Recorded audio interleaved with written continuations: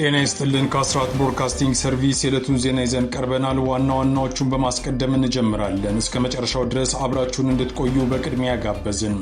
በወሎ ቤተ አማራ ጋዞ ወረዳ በተደረገ ተጋድሎ በርካታ ያገዛዙ ወታደሮች ሲደመሰሱ የወረዳው መቀመጫ በሆነችው እስታይሽ ከተማ ፖሊስ ጣቢያውን ጨምሮ ቁልፍ ወታደራዊ ስፍራዎች በፋኖ ቁጥጥር ስር መግባታቸው ታውቋል። አብይ አህመድ በአዲስ አበባ የሚገኙ ወጣቶችን ማፈስ እንደቀጠለ ነው ተባለ። ጠቋሚ ያዘጋጀው የብልጽግናው መዋቅር በዚሁ መሰረት ቤት ለቤት በምሽት አፈሳውን ቀጥሏል። የፖለቲካ ታዛቢዎች አብይ አህመድ የአዲስ አበባ ሕዝብ ይጠላናል ያለበትን ዛቻውን በተግባር እያዋለው ይገኛል በማለት በመክሰስ ላይ ናቸው። የብልጽግናው የደህንነት መስሪያ ቤት አዲስ አበባ ውስጥ በህቡ የተደራጀ ኃይል አለ የሚል ግምገማ ቢኖረውም ውሉ ጠፍቶበት ሰላማዊ ሰዎችን ማጋዙን ቀጥሏል። ሰፊ መረጃው በሰዓቱ ይቀርባል። የአማራ ፋኖ የህልውና ተጋድሎ በአዲስ መልክና በተደራጀ ቁመና ወደፊት መገስገሱን ቀጥሏል። መዋቅራዊ ፍርሰት የገጠመው የብልጽግና ሰራዊት አባላትም አገዛዙን እየከዱ የፋኖ መዋቅርን መቀላቀላቸውን ተያይዘውታል። በሸዋ ግንባር በተሰነዘረ መብረቃዊ ጥቃትም ያገዛዙ ወራሪ ኃይል አይቀሬውን ሽንፈት ሲከናነብ በመዋቅር ደረጃም ሰራዊቱ ወደ መፈራረስ ተቃርቧል ተብሏል። የዚህም መረጃ የምሰሙት ይሆናል። 120 በተባለው የማፊያ ቡድን ሰለባ የሆኑ ዜጎች መረጃ ካላወጡ ሹመት እንደሚሰጣቸው የብልጽግናው አገዛዝ ገልጿል። አምቦ ላይ በነበረው ያገዛዙ የዛሬው ስብሰባ ላይ ተጎጂዎች ሚስጥር እንዳያወጡ ማስጠንቀቂያ ተሰጥቷቸዋል ተብሏል። ውሳኔው አገዛዙ ሕግን የማስከበር አቅሙ እንደሳሳበት የሚያሳይ ተደርጎ ተወስዷል። የዚህም መረጃ በሰዓቱ ይቀርባል። በኢትዮጵያ የቀጠሉ የሰብአዊ መብት ጥሰቶችና የተጠያቂነት መጓተቶች ባሉበት ሁኔታ የአውሮፓ ሕብረት ከብልጽግናው አገዛዝ ጋር ያለውን ግንኙነት ወደ መደበኛ ሁኔታ ለመመለስ የሚሄድበት ፍጥነት ከፍተኛ ስጋት መፍጠሩን ሂውማን ራይትስ ዎች አስታውቋል።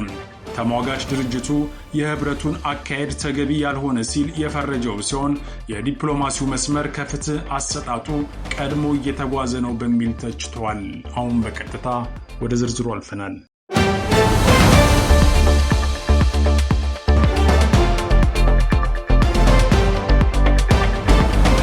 በወሎ ቤተ አማራ ጋዞ ወረዳ በተደረገ ተጋድሎ በርካታ ያገዛዙ ወታደሮች ሲደመሰሱ የወረዳው መቀመጫ በሆነችው እስታይሽ ከተማ ፖሊስ ጣቢያውን ጨምሮ ቁልፍ ወታደራዊ ስፍራዎች በፋኖ ቁጥጥር ስር መግባታቸው ታውቋል። ከትላንት ሚያዝያ 15 2018 ዓ.ም ጀምሮ ዛሬ ውሎውን እየተደረገ በሚገኘው ተጋድሎ ስልታዊ እርምጃ በመውሰድ ውጊያውን በበላይነት የመሩት አርበኞቹ በርካታ የቁም ምሽጎችን ጭምር በመስበር የጠላት ኃይልን አሽመድምደው ወሳኝ ወታደራዊ ስፍራዎችን በቁጥጥራቸው ስር ማስገባታቸው ታውቋል።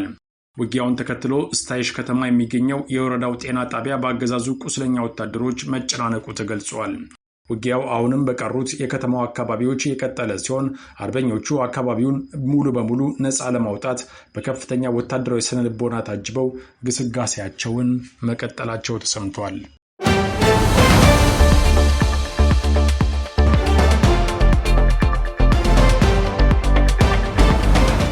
የአማራ ፋኖ የህልውና ተጋድሎ በአዲስ መልክና በተደራጀ ቁመና ወደፊት መገስገሱን ቀጥሏል። መዋቅራዊ ፍርሰት የገጠመው የብልጽግና ሰራዊት አባላትም አገዛዙን እየከዱ የፋኖ መዋቅርን መቀላቀላቸውን ተያይዘውታል። በሸዋ ግንባር በተሰነዘረ መብረቃዊ ጥቃትም ያገዛዙ ወራሪ ኃይል አይቀሬውን ሽንፈት ሲከናነብ በመዋቅር ደረጃም ሰራዊቱ ወደ መፈራረስ ተቃርቧል ተብሏል። ተጨማሪው እንደሚከተለው ይቀርባል። በአማራ ክልል እየተካሄደ ባለው የህልውና ተጋድሎ ያገዛዙ ወታደራዊ መዋቅር ከፍተኛ ፍርሰት እያጋጠመው መሆኑን የሚያሳዩ መረጃዎች መውጣታቸውን ቀጥለዋል። ከአማራ ፋኖ ብሔራዊ ንቅናቄ አፋብን ምስረታ በኋላ ከተለያዩ ቁልፍ የጦር ክፍሎች የተውጣጡ በርካታ ያገዛዙ ሰራዊት አባላትም ከነሙሉ ትጥቃቸው ድርጅቱን መቀላቀላቸው ታውቋል። የሰራዊቱ ፍርሰት ያገዛዙ የጦር መዋቅር ከውስጥ እየተሸረሸረ መሆኑን የሚያመላክት እርምጃ ነው የተባለ ሲሆን በተለይም በልዩ ዘመቻና በአየር ወለድ ክፍለ ጦሮች ላይ ያሉ የሰራዊት አባላት ከመዋቅሩ መክዳታቸው የሰራዊቱን ሰንሰለት መላላቱን ያመላከተ ሆኗል። ባለፉት 2 ቀናትም የአማራ ፋኖ ብሔራዊ ንቅናቄ ሸዋ ጠቅላይ ግዛት አሳምነው ዕዝ የአጼ አምደ ጽዮን ኮር አጼ ዳዊት ክፍለ ጦርን 4 ያገዛዙ የሰራዊት አባላት መቀላቀላቸው ታውቋል። በተመሳሳይ የ7 ለ7 ክፍለ ጦርን 1 የአየር ወለድ ኮማንዶ መቀላቀሉ ሲገለጽ የአስቴጉማ ተራራ ክፍለ ጦርን ደግሞ የ104ኛ ልዩ ዘመቻ አየር ወለድ ኮማንዶ መቀላቀሉ ተነግሯል። እነዚህ ያገዛዙ ወታደሮች የብልጽግናን የትዕዛዝ መዋቅር ጥሰው ከነሙሉ ትጥቃቸው መውጣታቸውም በአገዛዙ ወታደራዊ አመራርና በታችኛው ሰራዊት መካከል ያለውን ጥልቅ አለመተማመንና የስነ ልቦና መፈራረስ ቁልጭ አድርጎ ያመላከተ ሆኗል። በሌላ በኩል የአማራ ፋኖ ብሔራዊ ንቅናቄ ሸዋ ጠቅላይ ግዛት አሳምነው እዝ ከሰም ኮር ስር የሚንቀሳቀሱት የነበልባል ክፍለ ጦር ቃኝና መሐንዲስ ነብሮ ሻለቃ በጋራ በወሰዱት መብረቃዊ ጥቃት በአገዛዙ ሰራዊት ላይ ከፍተኛ ጉዳት ማድረሳቸው ታውቋል። ጥቃቱ የተፈጸመው አመሻሽ ከምሽቱ 11 ሰዓት ተኩል ላይ ከሰም ወንዝ ተብሎ በሚጠራው ልዩ ስፍራ ሲሆን ሬሽን በማቀበል ላይ የነበረው የአገዛዙ ኃይል ድንገተኛ ጥቃት እንደደረሰበትና ከፍተኛ ሰብአዊና ቁሳዊ ኪሳራ ማስተናገዱን እዙ ባወጣው የግንባር መረጃ አረጋግጧል። በተለይ የብልጽግናው ሰራዊት በጦር ሜዳ ሽንፈት እየገጠመው ብቻ ሳይሆን እጅግ በጣም ታማኝ የተባሉ የአየር ወለድና የኮማንዶ ክፍሎች ሳይቀሩ መዋቅሩን እየከዱ ፋኖን መቀላቀላቸው የአማራ ፋኖን ወታደራዊ አቅምና ስትራቴጂካዊ የበላይነትን ያረጋገጠ መሆኑ ተመላክቷል።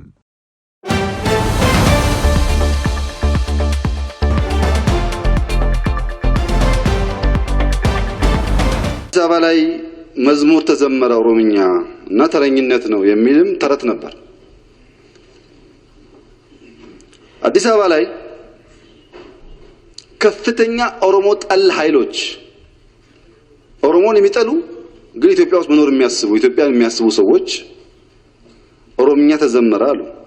አብይ አህመድ ከአዲስ አበባ ህዝብ ጋር ጸብ ውስጥ የገባው ዛሬ አይደለም። ገና ወደ ስልጣን ከመጣ ማግስት ጀምሮ ከ1000 በላይ የአዲስ አበባ ወጣትን ወደ ዴዴሳ ግዞ ነገሩን መለማመድ ጀምሯል። በእርግጥ በወቅቱ አብዛኛው ከአብይ አህመድ ጋር የጫጉላ ሽርሽር ላይ ስለነበር ትኩረት ተነፍጎት አልፏል።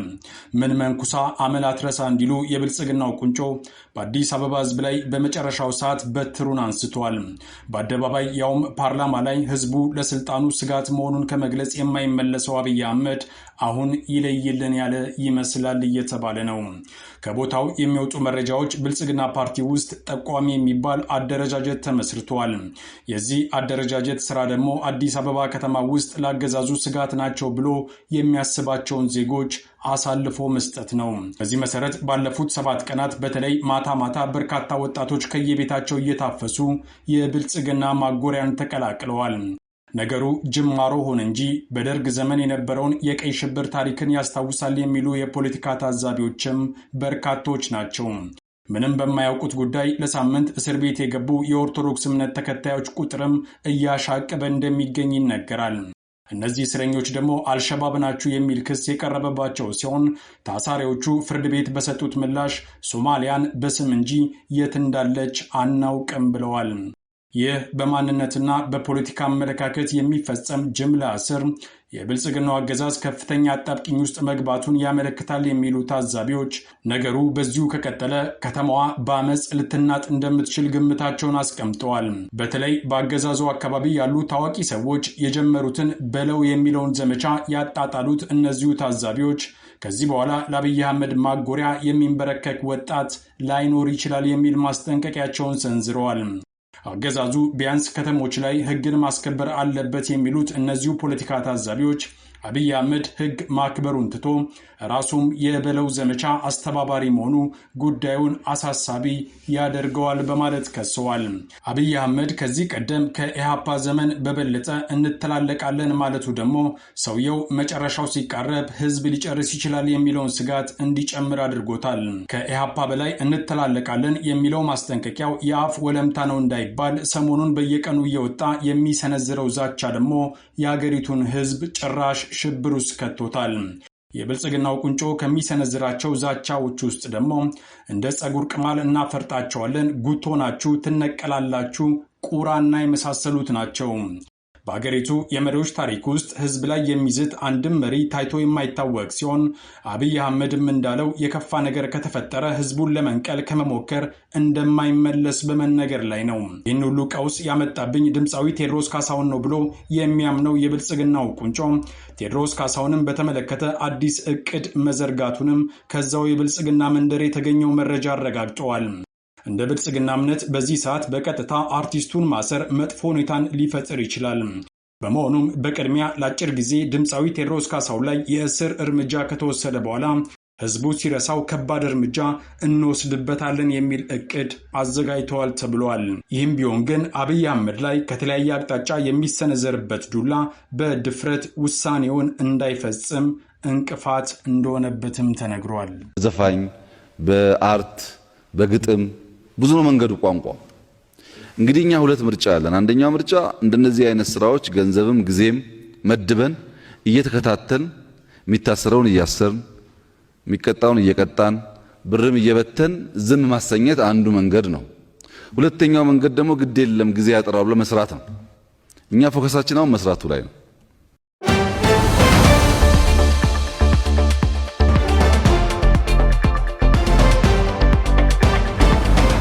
120 የተባለው የማፊያ ቡድን በመላው ኦሮሚያ ከፍተኛ የተባለውን የግድያና የዘረፋ ሰንሰለት መመስረቱ ይታወቃል። ይህ ቡድን የዜጎችን ሕይወት ከማመሰቃቀሉም በላይ አገዛዙ በሀገሪቱ ሕግ ለማስከበር አቅም እንደሌለው ከዛም ሲያልፍ ራሱም ተባባሪ ነው የሚል ጥርጣሬ ላይ እንዲደረስ አስገድዷል። በዚህ የተደናገጠው የኦህዴድ መዋቅር ስምሪት በመውሰድ ሕዝቡ አርፎ እንዲቀመጥና መረጃዎችን ከማውጣት እንዲቆጠብ ጠይቋል። በተለይ አምቦ ከተማ ላይ በተደረገ ስብሰባ ተጎጂ የተባሉ ሰዎች ፍትህ እንዲያገኙ ከማድረግ ይልቅ የቀረበላቸው ሐሳብ መሬትና ስልጣን ይሰጣቸዋል፣ ዝም በሉ የሚል ሆኗል። ከአዳራሹ የወጣው መረጃ እንደሚለው የኦህዴድ ከፍተኛ አመራሮች እና አወሎ አብዲ ለህዝቡ ማስጠንቀቂያም ማባበያም የሚመስል ጥሪ አቅርበዋል። በስብሰባው ላይ የተገኙት እማኞች ህዝብን ሰብስቦ ለመዋሸት መሞከር ራስን እንደማታለል ነው በማለት የኦህዴድን ሙከራ አጣጥለውታል። በአምቦ ከተማ ለተፈጠረው ቀውስ ተጠያቂዎቹ በመንግስት መዋቅር ውስጥ የተደራጁ የማፊያ ቡድኖች ናቸው የሚሉት እነዚሁ ተሳታፊዎች አወሎ አብዲ በአምቦ የጠራው ስብሰባም ቢሆን የተሳተፉት ካድሬዎች እንጂ ህዝቡ ወይም ተጎጂዎች አይደሉም በማለት አጋልጠዋል። በእነዚህ የማፊያ ቡድኖች ተበድለው ጉዳያቸው በሚዲያ ሲዘገብ የነበሩ ግለሰቦችም ዛሬ ከሌሊቱ 12 ሰዓት ጀምሮ በመኪና እየዞሩ ከቤቷቸው በመልቀም በግድ ስብሰባውን እንዲሳተፉ እንዳደረጉም ተናግረዋል። በዚህ ብቻም ሳያበቃ የኦህዴድ ባለስልጣናት ተጎጂዎቹ በሚዲያ ፊት ሲቀርቡ ጥቃት የደረሰባቸው በአገዛዙ ባሉ ሰዎች ሳይሆን ከአገዛዙ ውጪ በሚገኙ ወንጀለኞች እንደሆነ እንዲናገሩም ጫና ተደርጎባቸዋል። በዚሁ 120 በተባለው የማፊያ ቡድን ምክንያት ከፍተኛ ጫና ውስጥ የገባው አገዛዙ ተበዳዮቹን ጉዳዩ የግል ነው፣ ስለዚህ በአባገዳዎች በኩል እርቅ እንድታወርዱ እናደርጋለን በማለት ለማሳመን መሞከራቸውም ተሰምተዋል። ከሲሎሌ ቀበሌ የማህበራዊ ጉዳይ ቢሮ ተባሮና ተደብድቦ ለነበረው በየነ ለተባለው ወጣት ደግሞ የፈለከውን ሁሉ እናደርግላለን፣ በከተማው አስተዳደር ውስጥ በፈለከው የሥራ ዘርፍ ላይ መድበን እንሾማለን፣ ካንተ የሚጠበቀው ዝምታ ብቻ ነው የሚል ማስጠንቀቂያ መሰል ጥያቄ ለተጎጂው ቀርቦለታል። የዚህ የኦህዴድ ባለስልጣናት ስብሰባ መደምደሚያ ደግሞ ማንም ሰው ስለታሰረ ለተጎጂዎች የሚገኝ ጥቅም ስለማይኖር በአባገዳ እርቅ ይፈጸምና ፋይሉ ይዘጋ የሚል ነው። የዚህ ሁሉ ከህግ ተጠያቂነት የመሸሽ አዝማሚያ ከቡድኑ ጀርባ ራሱ ኦህዴድ ስላለ ነው የሚሉ ታዛቢዎች የህዝብን በደል በመደለያ ሊካካስ አይችልም ሲሉ አስተያየታቸውን ሰጥተዋል።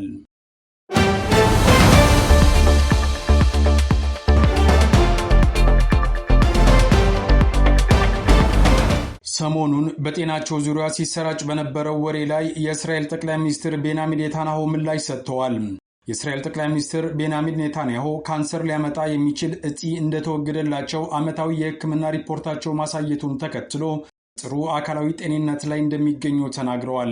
ኔታንያሁ በኤክስ ገጻቸው ባሰፈሩት ጽሑፍ መደበኛ የሕክምና ክትትል በሚያደርጉበት ወቅት ሐኪሞች የመጀመሪያ ደረጃ ላይ ያለ ወደ ካንሰር ሊቀየር የሚችል እጢ ማግኘታቸውን ይፋ አድርገዋል። በወቅቱ ሐኪሞች ክትትል ሲያደርጉላቸው የነበረው ከዚህ አስቀድሞ ወደ ካንሰር የማይቀየር ፕሮስቴትን በተሳካ ቀዶ ጥገና ከሰውነታቸው ካስወግዱላቸው በኋላ መሆኑን አስረድተዋል። ሕክምናው ችግሩን አስወግዶታል፣ ምንም አይነት ምልክትም አልተውም ሲሉ ጠቅላይ ሚኒስትሩ ይፋ አድርገዋል። ጠቅላይ ሚኒስትሩ አሜሪካና እስራኤል ከኢራን ጋር የሚያደርጉት ጦርነት ከፍተኛ ደረጃ ላይ ባለበት ሁኔታ የሕክምና ሪፖርታቸው እንዳይወጣ ጠይቀው እንደነበረም ገልጸዋል። ይህንን ጥያቄ ያቀረቡት ኢራን እስራኤል ላይ የበለጠ ሐሰተኛ ፕሮፓጋንዳ እንዳታሰራጭ ለመከላከል መሆኑንም ጠቅሰዋል። በአውሮፓውያኑ 2024 ካንሰር ላልሆነ ፕሮስቴት የመጀመሪያ ደረጃ ቀዶ ሕክምና እንደተደረገላቸው የገለጹት የ76 ዓመቱ የእስራኤል መሪ መደበኛ የሕክምና ክትትል እየተደረገላቸው መቆየታቸውንም አክለዋል። በቅርቡ በተደረገው ክትትል ከ1 ሴንቲሜትር የሚያንስ ትንሽ ነጥብ መገኘቱንም አስታውቋል። ከፕሮስቴት ጋር የተያያዘ መጠነኛ የጤና ችግር አጋጥሞኝ የነበረ ቢሆንም ሙሉ በሙሉ ሕክምና ተደርጎለታል፣ ፈጣሪ ይመስገን ሲሉ ጠቅላይ ሚኒስትሩ አስታውቀዋል። ጠቅላይ ሚኒስትሩ ባሰፈሩት ረዥም ጽሑፍ ሕክምናውን ለማድረግ የወሰንኩት ሊከሰት ስለሚችል አደጋ በሰዓቱ መረጃ ሲሰጠኝ ወዲያውኑ ምላሽ መስጠት ስለፈለግኩኝ ነው ብለዋል። የኔታንያሁ የጤና ሁኔታ ይፋ የሆነው ከሳምንት በኋላ በዋይት ሃውስ ጉብኝት ለማድረግ እየተዘጋጁ ባለበትና አሜሪካም ከኢራን ጋር እየተደረገ ላለው ጦርነት ዘላቂ የሰላም ስምምነት ለመፈጸም እየጣረች ባለችበት በዚህ ወቅት ነው ተብሏል።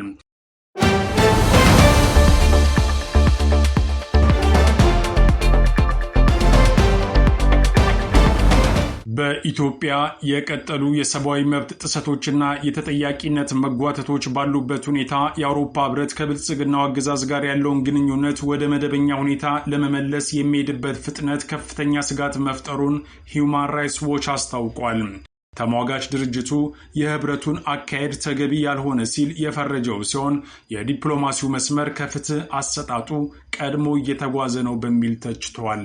አሁን በቀጥታ ወደ ዝርዝሩ አልፈናል። ተጨማሪው እንደሚከተለው ይቀርባል። የአውሮፓ ህብረት ከኢትዮጵያ ጋር ያለውን ግንኙነት ለማደስ የሚያደርገው ጉዞ ፍትህን ያገለለ ነው ሲል ሂዩማን ራይትስ ዎች ተችቷል። የሂዩማን ራይትስ ዎች ምክትል የአፍሪካ ዳይሬክተር ሌቲሻ ባደር የአውሮፓ ህብረት በኢትዮጵያ ያለውን ተጨባጭ የሰብአዊ መብት ሁኔታ ግምት ውስጥ ያላስገቡ የዲፕሎማሲ እርምጃዎችን እየወሰደ መሆኑን በመግለጽ ድርጅታቸው ያለውን ስጋት አሳውቀዋል። ባደር በሰጡት ቃለ ምልልስ እንዳመለከቱት በኢትዮጵያ አሁንም ከፍተኛ የመብት ጥሰቶች እየቀጠሉ ባሉበት ሁኔታ ህብረቱ ግንኙነቱን ወደ ቀድሞ መደበኛ ሁኔታ ለመመለስ መጣደፉ ገንቢ ያልሆነ አካሄድ ነው ብለውታል። ምክትል ዳይሬክተሩ አክለውም የአውሮፓ ህብረት ስለ ሽግግር ፍትህ አስፈላጊነት በተደጋጋሚ ቢገልጽም በጦርነቱ ወቅትና ከዚያ በኋላ ከፍተኛ የሰብአዊ መብት ጥሰት የፈጸሙ አካላትን ተጠያቂ ለማድረግ ያሳየው ቁርጠኝነት ግን እጅግ አነስተኛ መሆኑን ገልጸዋል። እንደ ሂዩማን ራይትስ ዎች እይታ የህብረቱ ትኩረት ይበልጥ ያዘነበለው ዲፕሎማሲያዊ ግንኙነቱን በማደስ ላይ እንጂ ተጨባጭ ፍትህ እንዲሰፍን በማድረግ ላይ አይደለምም ብሏል። ዋናው ስጋታችን ግንኙነቱን ወደ መደበኛ የመመለሱ ሂደት ከፍትህ አሰጣጡ በበለጠ ፍጥነት መጓዙን ያሉት ሌቲሻ ባደር ይህ አካሄድ በኢትዮጵያ ለሚታየው የተጠያቂነት እጦትና ለቀጣይ የመብት ጥሰቶች መባባስ መንገድ ሊከፍት እንደሚችልም አስጠንቅቀዋል። የሰብአዊ መብት ተሟጋቾችን በበኩላቸው ይህ ግንኙነት በቅድመ ሁኔታዎች ላይ የተመሰረተና ግልጽ የሆኑ የተጠያቂነት መስፈርቶችን ያካተተ እንዲሆን ግፊት እያደረጉ ይገኛሉ። የአውሮፓ ህብረትም ለቀረቡበት ለእነዚህ ትችቶች እስካሁን በይፋ የሰጠው ምላሽ የለም።